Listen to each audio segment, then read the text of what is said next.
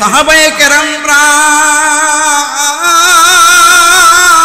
আল্লাহর রাসূলের জন্য আল্লাহর রাসূলের মহব্বতে আল্লাহর রাসূলের মহব্বতে মা সারছেন, বাবা সারছেন, ধন সম্পদ সব সারছেন।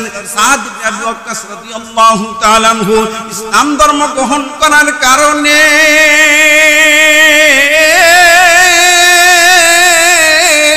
সাদের মা বলল, ও সাদ, তুমি নাকি মুহাম্মদের ধর্ম গ্রহণ করেছো, বাপ দাদার ধর্ম ত্যাগ করে তুমি নাকি মুহাম্মদের ধর্ম গ্রহণ করেছো। ওই সাদ ইবনে আবি ওয়াক্কাস বললেন, মা, হ্যাঁ আমি মুহাম্মদের ধর্ম গ্রহণ করেছি, মুহাম্মদের প্রতি ঈমান এনেছি। আল্লাহ মানি, আল্লাহ মানি, জান্নাত মানি, জাহান্নাম মানি, হাসর মানি, মিজান মানি, ফুলসিরাত মানি, সব কিছু প্রতি ঈমান এনে আমি মুহাম্মদ রাসূলুল্লাহর প্রতি ঈমান এনেছি গো মা। তখন সাদের মা বললেন, ও সাদ, তুমি যদি মুহাম্মদের ধর্ম ত্যাগ না করো আমি পানাহার করব না, আমি খানা পিনা খাইব না। সাদের মা তখন বলার পর সাদ ইবনে আবি ওয়াক্কাস রাদিয়াল্লাহু তাআলা আনহু আল্লাহর নবীর কাছে গিয়ে বললেন, ওগো নবীজি,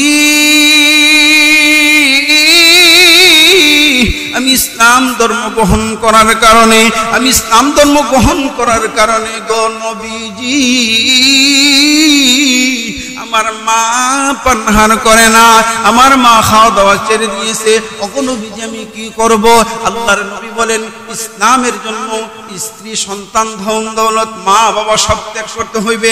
আল্লাহ সাদ ইবনে আবি ওয়াক্কাস বুঝে নিলেন আমি ঈমান আনার কারণে মাকে ছাড়তে হইবে। সাদ ইবনে আবি ওয়াক্কাস দিয়ে মাকে বললেন, মা গো,